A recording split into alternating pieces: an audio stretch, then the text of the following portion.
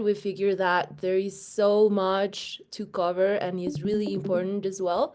So we probably will need to do a second one, which I think will be really cool. Thank you, Mitch. So what do you think, Lauren and Mitch, to do a really quick check-in and figure everyone's cool. So I would love to know about bonding curves because everyone talks about bonding curves and I don't understand that. I don't know, Ahmad, if you want to jump in. Yeah, for sure. Honestly, like I just want to learn from these guys. I mean, Mitch is one of like the DAO goats, so it'll be really cool to learn from all of his experience. Yeah, like I just want to hear like more on liquidity pools and bonding curves and advanced tokenomics in general. So yeah, like I'm excited for all of it, honestly. Yeah, super cool. Cool. Let me pass it to Corey. Thanks. Yeah, I also would love to get more in depth on bonding curves. That for me is like the one that I would single out the most. And then overall, yes, just looking forward to listening in and getting a refresher like on all things general tokenomics. But that would be like the biggest thing for me. I'll pass this to Giantkin.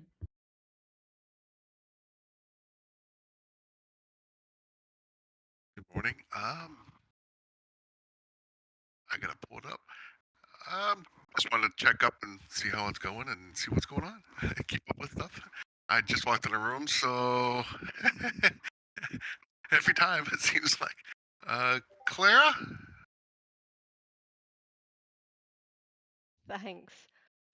Much the same for me. It all looks very interesting, and I know I'm going to learn something from each of those topics.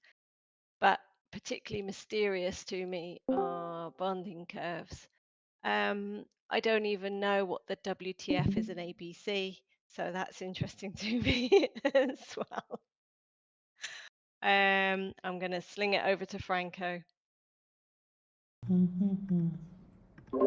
Thank you, Claire. My intention is to learn a little bit more about liquidity pools and how do we kind of like make our token less volatile, I guess. It's like that's something interesting. Like I don't know a lot of tokenomics and definitely as well bonding curves. And I'll pass it over to Tropical Mango. Hey guys, yeah, same, just echoing some of the stuff on here already, like the bonding curves, just tokenomics, project valuation, that kind of stuff is really interesting. And yeah, just here to listen and learn. Thanks. And I'll pass it to, let's see.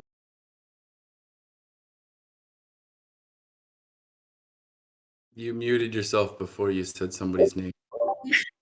I can take it. Okay. I can take it. I'm here just to listen. Although if I like explaining some of this stuff too, and occasionally if Lauren and Mitch want to like be like, Griff, what do you think about that one? Actually, I'm happy to jump in. But other than that, I'll probably just be working on other things, hanging out. And I'll throw it over to Moshe Hab. Thanks, Griff. Hello, everyone. Yeah, I'm basically here to learn more about tokenomics. Actually, like just from the title, the basics. I want to refresh some information that I have, and yeah, just very interested to learn. And yeah, that's it. I'll pass it to Ahmed. I already went, so let me pass it to Sim. Thanks. Same as everyone else, looking to learn, very interested in the topic and how the gig economy came to be. We touch on that.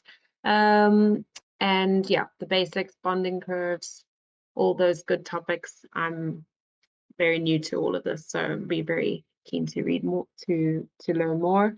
And I'm going to pass to Miguel.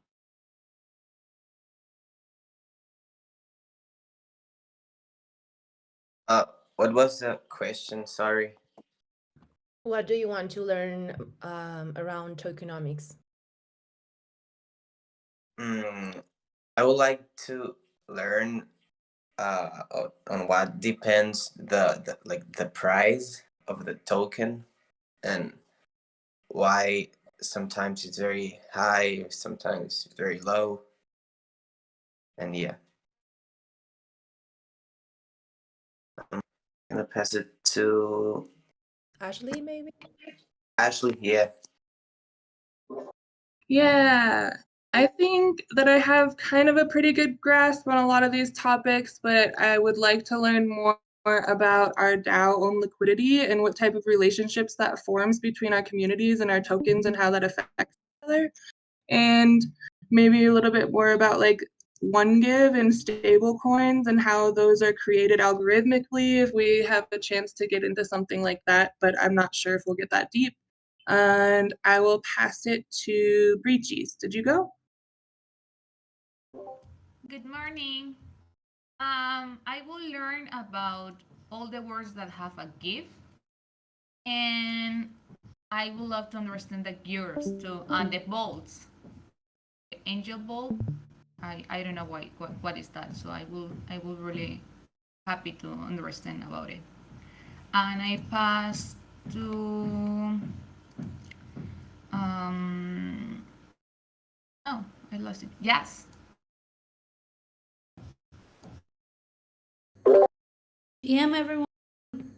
So from my side, yeah, I'll definitely want to learn more about our liquidity pools and the structures of them. Maybe go more into the details of the Uni V2, V3, why is one better than the other. And also how we can influence the demand give through the current structure of the tokenomics that we have, and maybe what's waiting in the future to influence this even more. I will definitely vote for having these sessions in the future as well, if need be, to go deeper. So I can pass it to Moshe Hop. Moshe have already went, but maybe Raiku is there? Hey guys, I'm here for the basics. Thank you. And I think Gosathya is the last one. Correct me if I'm wrong. Gosathya, do you want to mention what are you willing to learn? If not, I think that we can kick off. This was great to just like checking everyone interests. So Lauren, Mitch, if you want to start, the mic is all yours.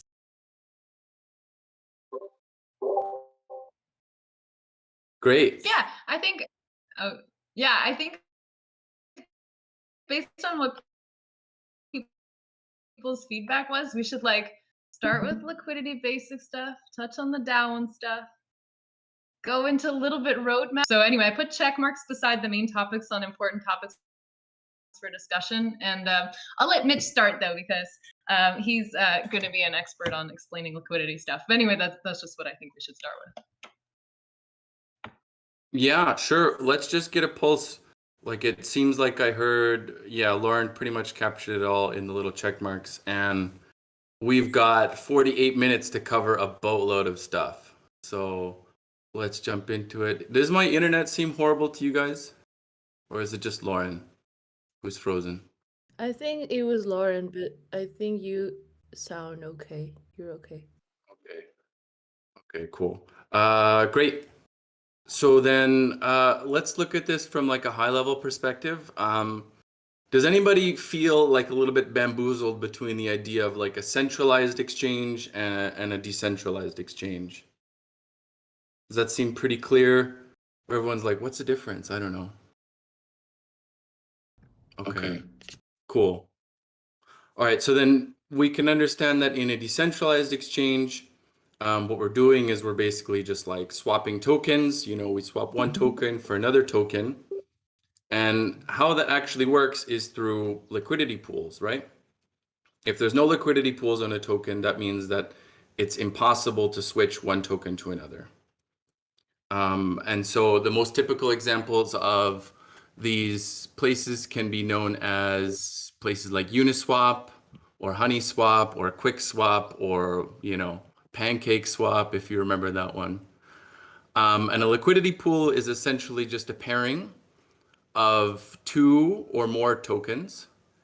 And it allows for people to swap tokens, to move one token into another and get a certain price. And usually in these types of pools, you have the most common, which is like a Uni V2, which comprises 50% of one asset in usually dollar value and 50% of another asset. So for example, here, like you could have a typical example, which would be like a pairing of ETH and DAI. And we know that the price of ETH is, I don't want to look at it right now, but it's like, $1,200 or something like that. And $1,200 or one ETH will be equal to 1,200 DAI. And that's always the pairing. But then what happens when you have something like Give and ETH, right? These things are always moving. Because as people trade through the thing, basically you're exchanging one type of asset into another. And when there's a lot of movement in one direction, basically people are selling a lot of one type of coin. So in this case, if they're selling lots of ETH and buying lots of Give, then that specific liquidity pool is changing a ratio to have more Give than ETH. I think if I'm getting this math right. Maybe help me out here, Lauren. Sorry, I was distracted for a second. Can you just repeat it? Mm-hmm. So we're just talking about like how liquidity pools work. And so then you have go ahead, Griff, jump in. No, restate the question. Okay, great. So I was just hearing that people were interested in like how liquidity pools work. So like in the Uni V2 style, like it's always 50% of one asset and 50% of another, right? And an asset can just be a token in this case. So any kind of token that's, on the same network, Wrapped Ether, Give, Honey, all this stuff there. And then basically the price is often determined by like people selling one way or selling into another way. And so basically like, I'm trying to think of like how to put it into pictures. I should have made some more pictures. But like basically if you're selling a bunch of ETH into another asset, then that means that you're injecting more ETH into the pool and taking out more of the other assets. So it would be like Give for this example. So that container, which is the liquidity pool, now has more Ether and less Give. And then that would, in the end, because there's more ETH being paired with Give, that means that the Give would become more valuable in that sense, because it has more of this underlying asset that's propping up the price. And so maybe that kind of like, yeah? Yeah. Yeah, it's a constant product, they say. So there's a little algorithm that says, hey, that the price is deterministic based off of how much of each asset is in the pool. But of course, that's just the price of the pool. And often there's multiple pools or centralized exchanges, and all of these things get arbitraged. And so if someone buys or sells into the pool, that might change the price of that pool, but the real price of the token is kind of an aggregate of all the pools and all the exchanges. And so then that will get arbitraged back often if the local like price changes too much. Exactly. So maybe that ties into what you were asking, Miguel, of like what actually decides the token price, right? So it's like the liquidity pool is just one container that might live on one decentralized exchange, but because of arbitrage and people selling and buying off of different markets, we can get into arbitrage later, then the actual price, like maybe what you see on CoinGecko or CoinMarketCap, is an aggregation of all of these separate containers that hold liquidity held in different assets, right? So the price of Give might be, $1, but it's influenced by all of these different pools, like a pool of ether and a pool of honey and a pool of whatever paired with give. And then the price of their tokens, which is influenced by the liquidity pools that are paired with that other token, right? So if you could imagine like ether, there's probably billions of dollars of ether held in these different little containers in decentralized exchanges and centralized exchanges. And then all of those, the aggregation of all of those containers of pools decides the price of ether at the end of the day. I'm kind of meandering a little bit. I'm wondering if anyone has any questions up until this point about liquidity pools.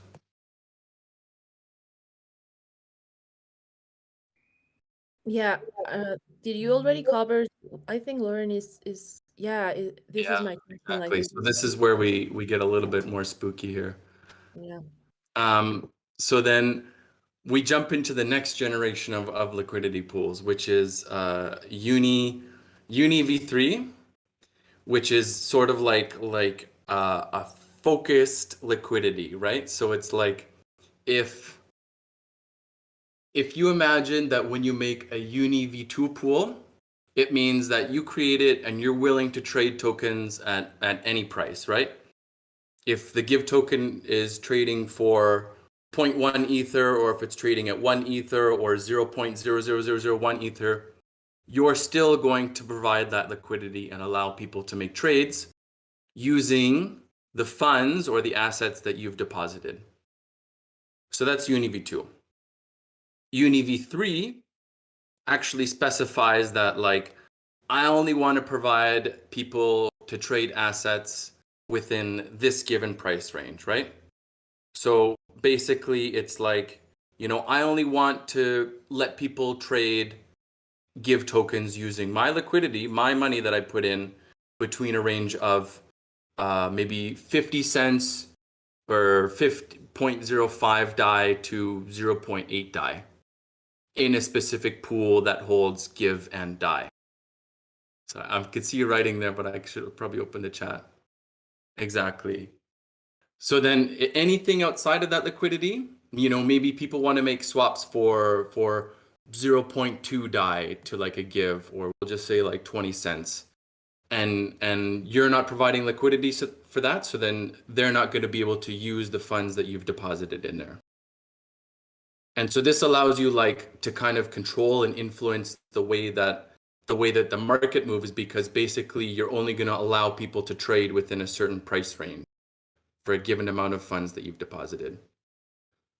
And then the turnaround here is that with these liquidity pools, usually you're earning like a small fee for letting people to use your money to trade tokens. And so with Uni v3, you're specifying a certain range, and when people trade within that range, you're collecting fees off of it, right? Whenever those trades happen. But if a trade happens outside of that range, then your position is considered to be out of range and you're no longer collecting fees on that liquidity that you put into a Uni v3 pool. So it's interesting because like when you have like a very tight range, go ahead, Lauren, you had something to add? Okay. So when you're working within like a very tight range, you can provide a very specific amount of liquidity, and usually you can collect higher fees because might be more action happening within that little bracket of range. But the risk is that there's more of a likelihood that the token will go out of range and you'll no longer be collecting fees anymore. So that's kind of the trade-off there. There was another type of pool. Go ahead. Yeah, I just want to add on to that, like the Uni v2 versus Uni v3 thing for just a quick second as well. Like, so this like Uni v3 style liquidity, where you're basically providing your liquidity concentrated around some price range, it's really advantageous for that token because tokens benefit from liquidity around the trading price. If there's a bunch of stacked liquidity around the trading price, there's not as much price slippage because there's a lot of like people buying the token when other people want to sell it. There's like a greater like volume or greater amount greater value of that token around the current price range. If like people are using UniV2 style liquidity, it's like you put in $100 and it's distributed around the entire price range from 0 to infinity. And so like there's more slippage. It's like the token price can slip more because there's less like value at a concentrated price point. So Uniswap v3 is this kind of like kooky, innovative, like decentralized exchange liquidity thing where you can get like way more bang for the buck. Like you can get way more liquidity from way less money around because it's concentrated around a certain price. Yeah, there was a UniV one. I don't really know what it was, but Griff probably knows. But I'm seeing a mods comment. But anyway, so that's like the advantage. That's the advantage of UniV3 over UniV2. And then like when we had this whole Angel Vault thing, one of the cool selling points of the Angel Vault is that like it got this concentrated UniV3 liquidity where basically the Angel Vault was managing all the positions to make sure that the liquidity was concentrated around certain prices and blah, blah, blah, so that the user didn't actually have to move their liquidity constantly in order to actually have that liquidity around the trading price. When you're creating a UniV3 liquidity position, you get actually an NFT. It's like you provide the 2 tokens that you're providing, you get this like unique NFT token that's only for that concentrated liquidity. And then like when your NFT goes out of range, you need to withdraw liquidity and create a new NFT. And it's this like whole complicated system, which is like totally just like it's just way more involved. It's like for way more like experienced liquidity providers who want to constantly manage their positions than like the UniV2 style liquidity, which is just like way more cut and dry. You just like throw tokens in there, you like have an LP token that represents your share of that pool, and like you're done. It's always in range. Mm-hmm. Yeah, you can check this out. Actually, this is what Lauren's talking about. So this is a UniV3 pool. If you go to my stream there, and so you can see get this cool NFT that says "Give wrapped ether, yay!" And then it like you can deposit funds, right? So you can deposit a bunch of Give and a bunch of ether, and you set a position. And my position here is actually at the bottom. You can see this. It says minimum price to give per ether and the maximum price of 89,000 or something. So that's my range that I set that I'm willing to provide liquidity for. And you can see price range, it says in range. So then I'm collecting fees on people trading within that range within this given pool.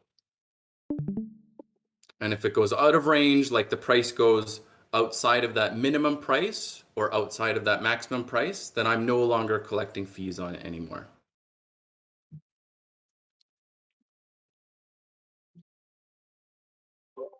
I can see, did you have anything else to add, Lauren? Okay. All right, there's some good questions in the chat and maybe we'll try and blast through them and then move to the next thing. There was a question about managing something called impermanent loss. And so impermanent loss is the bane of liquidity pools, right? It's just like, it's something really, really hard to manage because when you deposit money in, right, you're depositing in UniV2, 50% of one asset and 50% of another, right? So if I'm depositing 500 Give and 100 XDAI, then when I cash out, when I remove my liquidity, I actually might not get the same amount of funds back because people that have been using my pool, right? So if people have been buying a lot of Give, I actually might only get back 300 Give and 200 XDAI or something like that. So then this difference from what you put in to what you might get out is called impermanent loss, if I'm correct. I'm looking for a nod from Griff, but he's distracted. Okay, good. That is correct. Need some validation here. So and in the end, you're guaranteed to have impermanent loss if the price of the 2 tokens change more than the fees you collect. You know, like that's just how it happens. But you know, there's very little impermanent loss for Ether versus wrapped Ether, for instance, or DAI versus USD. USDC, you'll never see any impermanent loss. Mhm. Mhm. Yeah, exactly. So that's kind of a thing. I think there's a couple protocols out there that like sell some sort of like impermanent loss proof liquidity pools. I'm not exactly sure how those work or if they work still. You know, it's kind of like a go ahead. Giveth had a liquidity pool that was protected against permanent loss through Elk Finance for a while. I think it just recently got deprecated, but they have a solution for through their token for making up for impermanent loss. I'm not exactly sure of the mechanics behind it, but I know at one point we had one. Yeah, it exists for sure.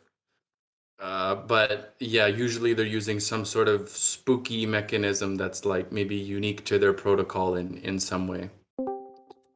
And I can trying to find the other questions in the chat there. Lauren talked about the Angel Vault.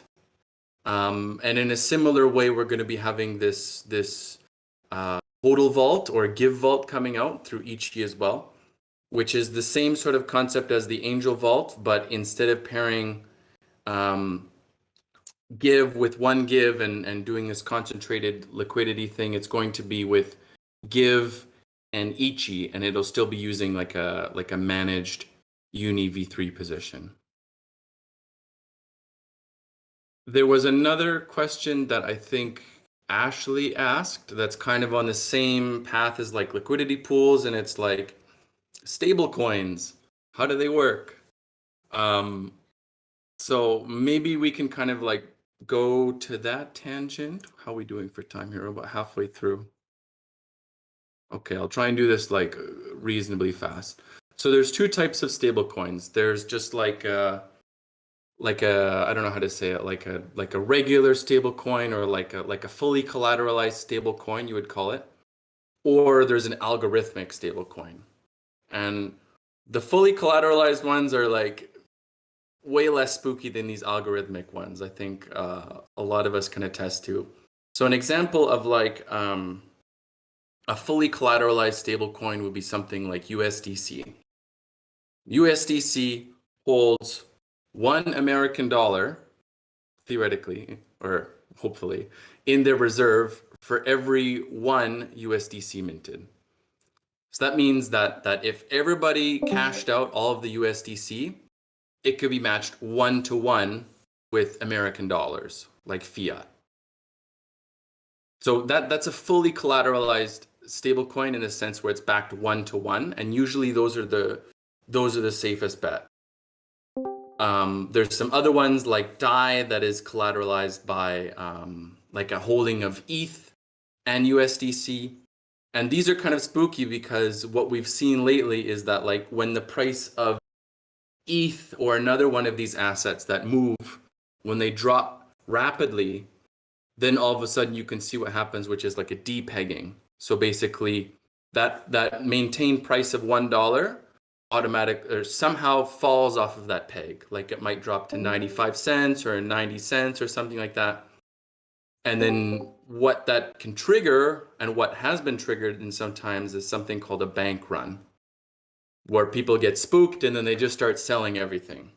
And then it just like sort of death spirals as people are cashing out the underlying collateral to burn whatever stable coin that they're holding. And so that's really, really bad. And so that can happen to collateralized stable coins, but also to the other concept which is algorithmic stable coins. And an example of an algorithmic stable coin would be something like UST, okay? Which, you know, there's a lot of trauma around there. I mean, UST was pretty horrible. But basically, just to explain this is like a common one that I've seen. It's like where UST or Terra had two different assets, right? They had UST, which was their stable coin, and then they had Luna, which was like their protocol token.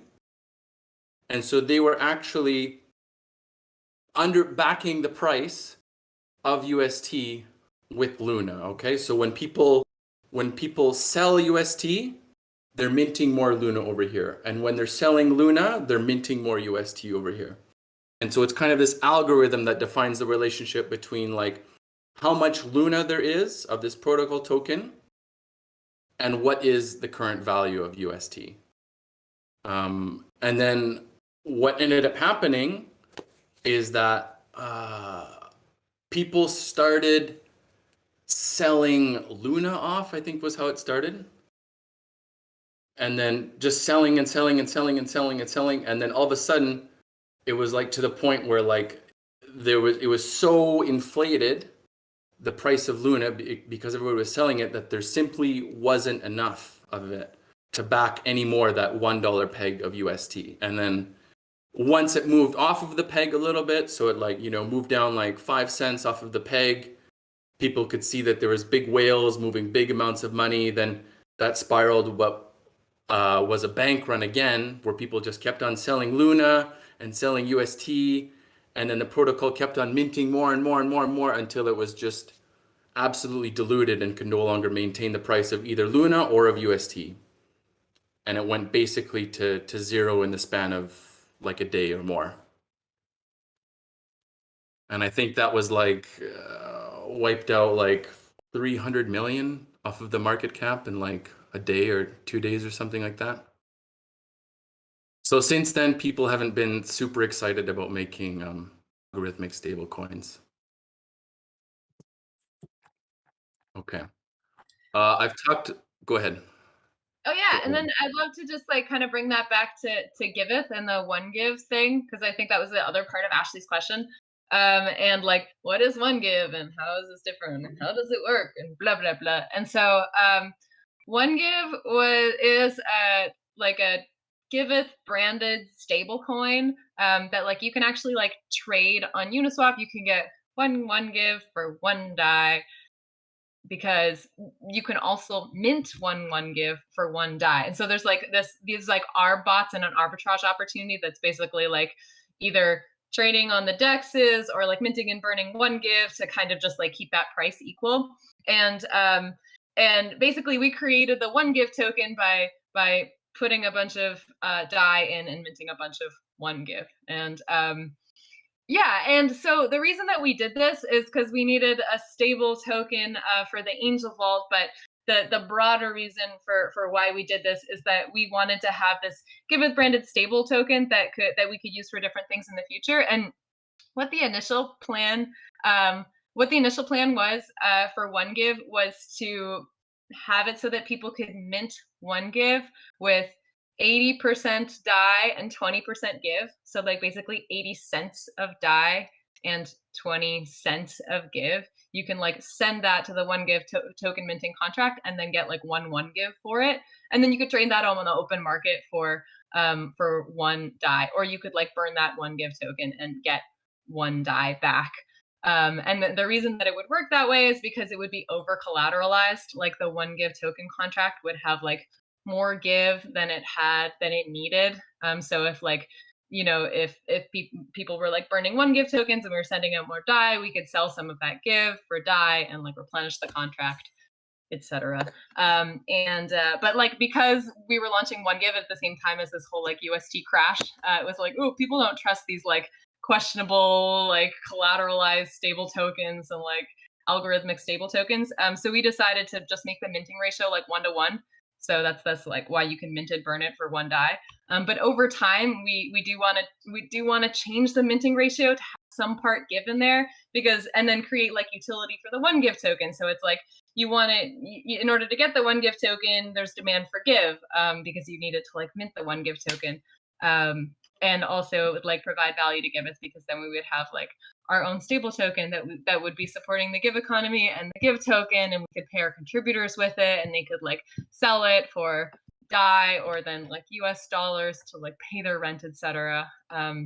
Yeah, but like right now the one give token is 100% collateralized by DAI, and we're not really doing anything with it because it was being used in the Angel Vault, and now we're not really incentivizing the Angel Vault, although you could still add to it if you wanted to. Yeah, and just to add to that, like it doesn't make sense for us to really remove the 100% backing until we have our own demand for it. And the goal with one give is to eventually use it for matching funds and for paying out interest and these sorts of things that, like when a nonprofit wants a stable coin, if we can use our own stable coin to provide that system, then that adds benefit to our economy. Whereas if we're using someone else's stable coin, that adds benefit to their economy, actually. So it's nice to capture that value inside of Giveth. And once there's demand, once we know, oh, the matching pool has like $2 million in it, it's always going to have somewhere around, $1 million in it. We can trust that there will be demand for one give because we're going to convert the money into one give when we distribute it to people. Then we can like say, okay, actually one give is going to be backed partially by the give token because we know there's going to be demand for it that we're generating ourselves. So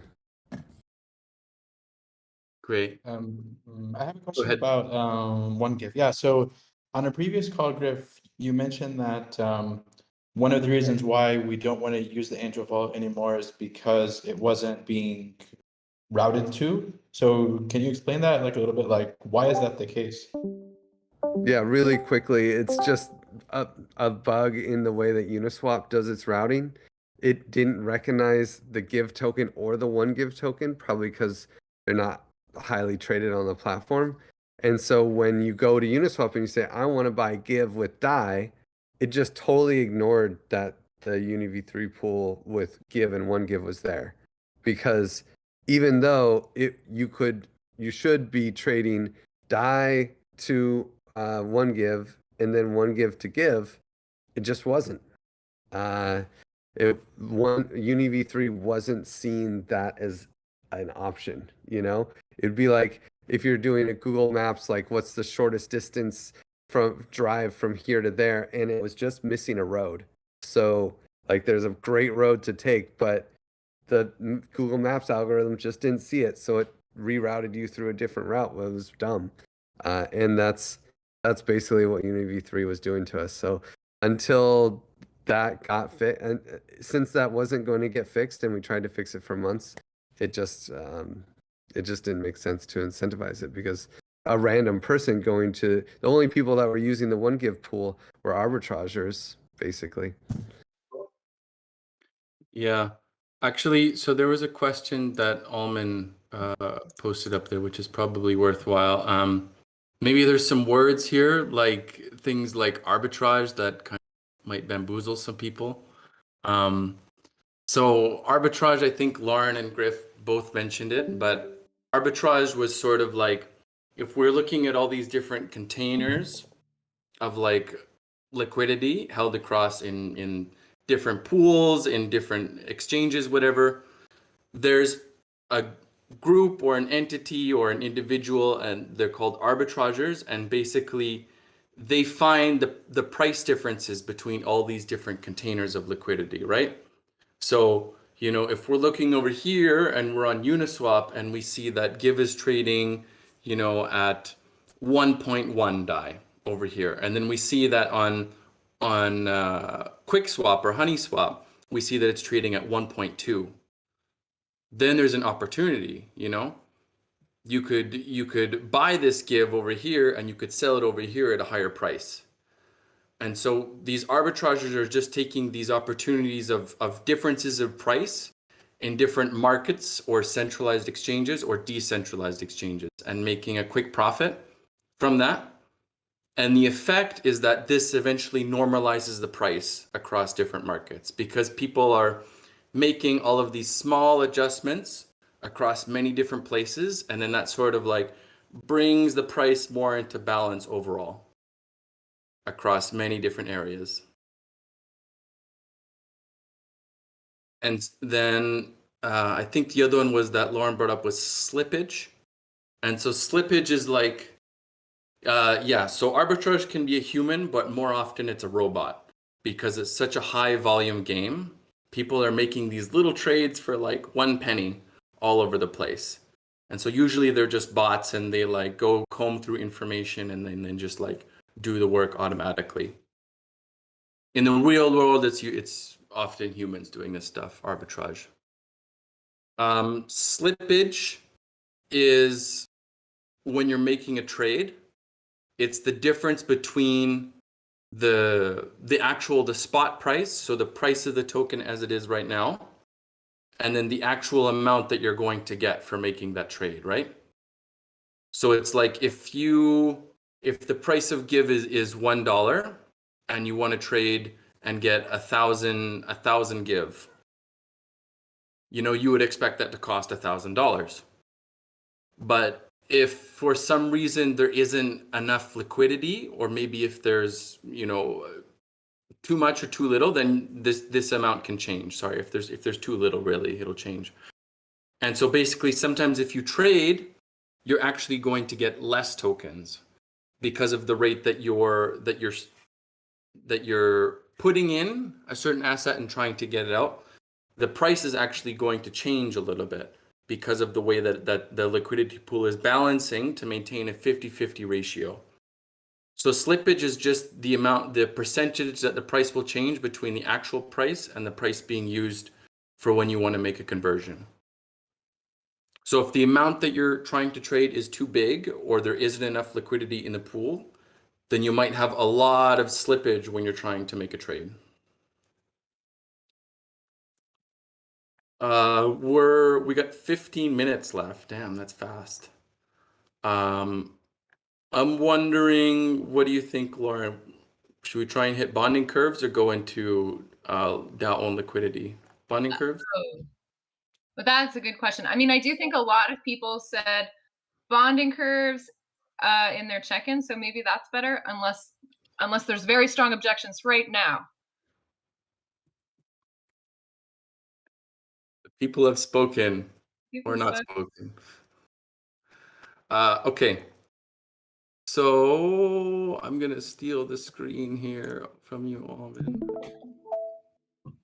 I just saw this great article. I don't know if Lauren or Almond dropped this in, but this one is really interesting. So, yeah, I like this one. This is from the graph. And so this is a bonding curve. And this is really interesting because this is sort of the underlying mechanism that curves will be based on, which we can get into that somewhere after we figure out this. And so basically the curve is just this, it just defines a relationship between the supply of the token and the price of it. And the nice thing is that through this mechanism, you can always know that if the token supply is at this amount, then it will sell tokens at a matching one that matches the supply. And this is actually interesting because you can deploy this into a smart contract and make what's called a one-sided market. When you have a regular market, you have supply and demand. So if you want to sell a token, somebody has to be willing to buy a token, right? So that's what we do with liquidity pools. We put in liquidity and we say, we have these tokens to offer if people want to buy it, and this other token over here if people want to buy it. But with a bonding curve, you can actually just mint and burn tokens without needing to have a seller or a buyer on the other side. So how this works is that, you go in, you want to buy a bunch of tokens, and then the supply on the curve itself defines the price of the token, and you say you want to buy 2,000 tokens, right? And so it can calculate actually the price that you need to pay based on the supply that it's at, and then the new supply that will be created when you're buying that order. And then the space in between those 2 points is essentially the price or prices of the token that you'll pay for when you're actually taking it out. Okay, here we go. There's a nice little graph here. So basically, when the supply of tokens is 5, we could say the price over here is 5 as well. But then every little token up until there, the 6 token will cost $6, and the 7 token will cost $7, and the 8 will cost 8. So as you're buying, when you buy 3 tokens on the curve, the first one's going to cost 5, the second one is going to cost 6, and the 7th one is going to cost $7, right? So altogether, you're going to spend $18 to get 3 tokens instead of getting 3 tokens for $5 each. So 15 total. So that's kind of the idea between the bonding curve. It's really cool because you don't need to worry about liquidity anymore. You don't need to worry about constantly trying to find liquidity. You automatically have this market maker where nobody has to deposit liquidity anymore. You can just buy and sell right from this smart contract without having to rely on anything else. And so going from there, you have this second concept, which is the augmented bonding curve. And basically, this is going to be the framework that Giveth is going to use, I'm pretty sure. And basically, all this does is add like a fee system to it and a way of collecting pool of funds that it could be used for like a different purpose. So this is what we have currently working in the Token Engineering Commons. And this is when you want to enter, so you want to mint tokens, then you pay what's called like an entry tribute. So it takes like a small percentage of like what you're putting in and sets it aside and sends it to a different pool. In this case, we call it the common pool. And the same thing, yeah, exactly. It needs to have a supply before. And the same thing when you're selling a token, there's something called an exit tribute. So that levies a similar fee or it can be a different fee, a different percentage, but basically it takes a percentage out of that and sends it into this common pool.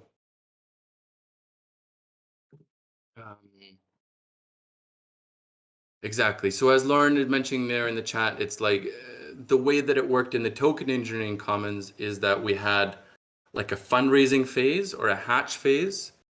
So it was like we guaranteed people to pre-mint tokens essentially for like a certain price. So people could make like an initial investment into the project itself.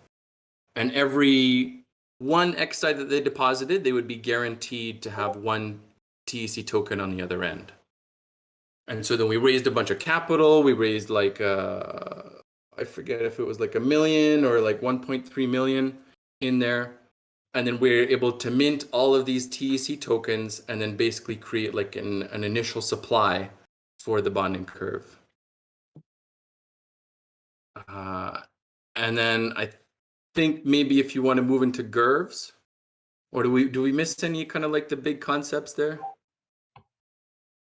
I don't think so. I would love to just like, before we move on, to just like give people an opportunity to like chew and ask, because it's like a lot to take in. It's like, this is a bonding curve, smart contracts for low liquidity markets, augmented bonding curves. You're taking taxes off of it to fund public goods. Is that clear? Are there questions that happened in between? Mm-hmm. Yeah, it seemed like a hot topic. Like, did that make sense? Why did you mention public goods in the augmented bonding curve? Like why is related more to because it's related to GURPS, or like why? No, it's like, so the regular bonding curve is just this whole smart contract system where you're like minting and burning tokens and you're like sending in collateral or releasing collateral from the smart contract. That's a bonding curve. And then the way that it is augmented, it's kind of like, it's like a type of bonding curve with a nuance. And the nuance is that every time you mint or burn a token, a percentage, like a fee, is taken off of like what you get back. So it's like, maybe, you know, you sent in like 1 XDAI, you should have got 1 TEC token, but instead you get 99 cents of, or 0.99 TEC tokens. 0.1 goes somewhere else. It goes to a common pool, which is basically like the treasury for that DAO. It's like actually like not being added as collateral. It's being taken out and like funneled somewhere else. So basically this is the way that the bonding curve gets augmented to fund public goods. And there's a nice simple article kind of explaining this general concept in very simple terms. I linked it in the Notion. It's like brought by the Common Stack.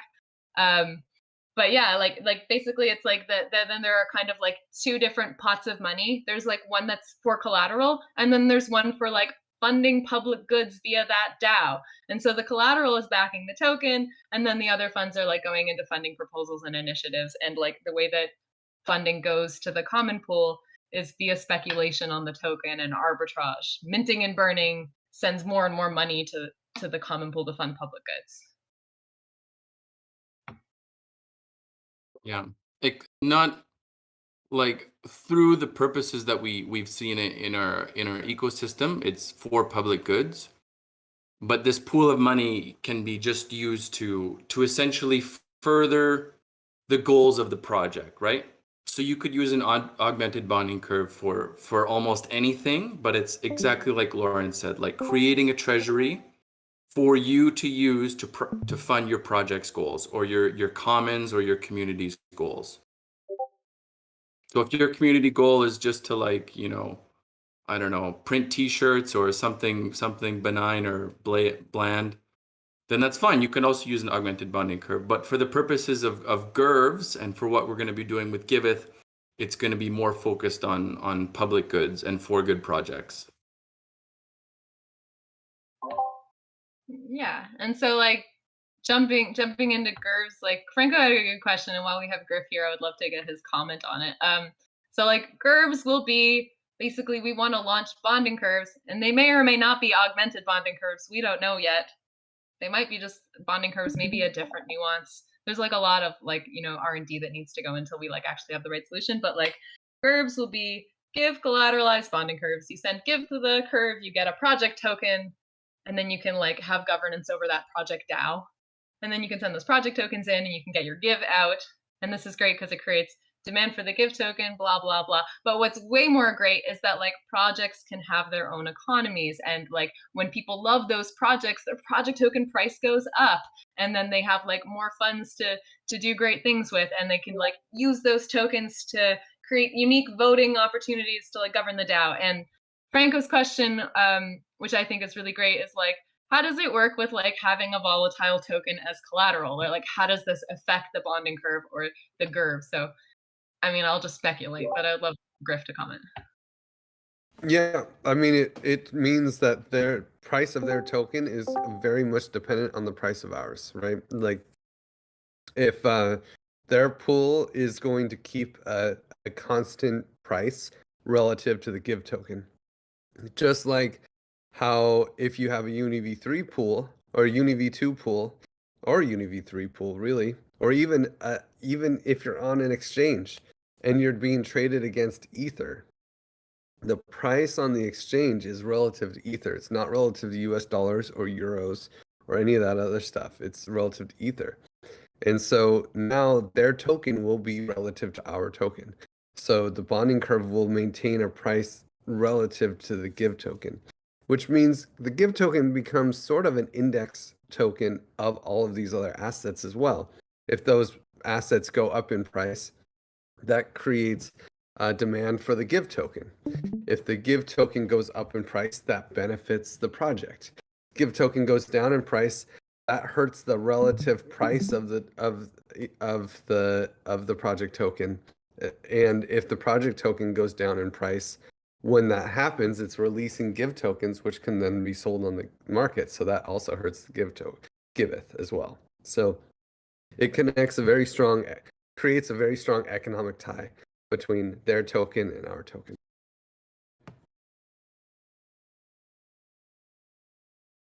Cool. We got 3 minutes left. What do you think we should do, Alma, with that last time? I would love to mention that definitely we should have as the part 2 of Intro to Tokenomics, maybe to ground everything more into Giveth.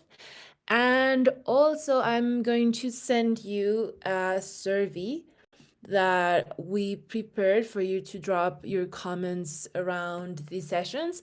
It's really, really important if you can fill it with as most detail as you can about which other topics would you like to have in these sessions. You can add subtopics too. And yeah, if you have found these sessions useful for your work, for the work that you do at Giveth. So I will be sending those. And yeah, Lauren, Mitch, I don't know what do you think about like scheduling the next one? I think we can do it in 2 weeks. It would be great if Griff can join too.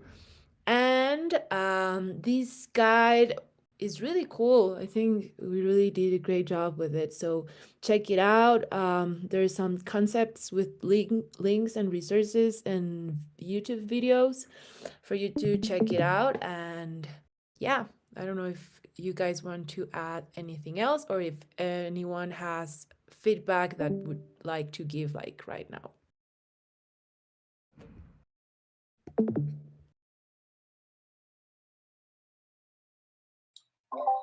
If there's no feedback, I would just love to. I'm going to post the Notion link in the chat right now. And like, so if you like this session and you want more or whatever, also check out this Notion doc and look at like the topics for discussion, things that we didn't cover, and maybe just leave even comments in there like, hey, actually, yeah, I would really love to learn more about this, because the sessions are really designed to help you learn more about things that you're interested in. So help coordinate what you want by making comments in the Notion.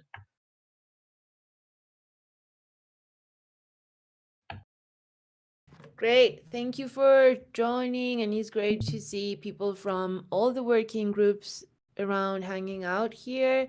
This is exactly the mission. And thank you so much, Griff, Lauren, Mitch, and everyone for jumping in. And I already post the survey on the chat, but still I'm going to DM the survey for all of you to not miss it. And yeah, have a great rest of your day. Bye. Thanks, Holman. Bye. Thanks for everyone. Almond. Thanks, guys. everyone. Adios. Bye.